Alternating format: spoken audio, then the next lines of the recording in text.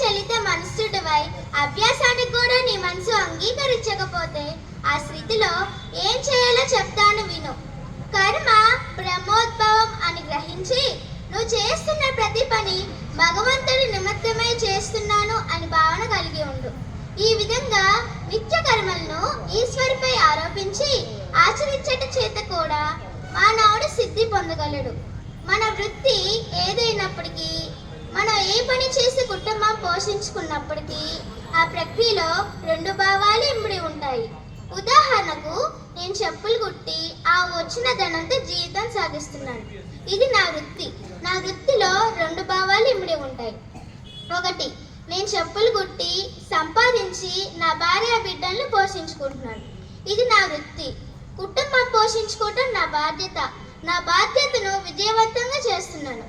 ఇక రెండో భావన, ప్రతి మనిషి భగవంతుడే. నా వృత్తి ద్వారా భగవంతుడిని సేవ చేసుకుంటున్నాను. భగవంతుడి సేవకై నా వృత్తిని నిత్య పూజలుగా మలుస్తున్నాను.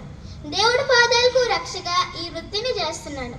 తద్వారా వచ్చే ప్రసాదంతో జీవితం నడుపుతున్నాను. ఇది జీవితాన్ని పునీతం చేయగల పవిత్ర భావన.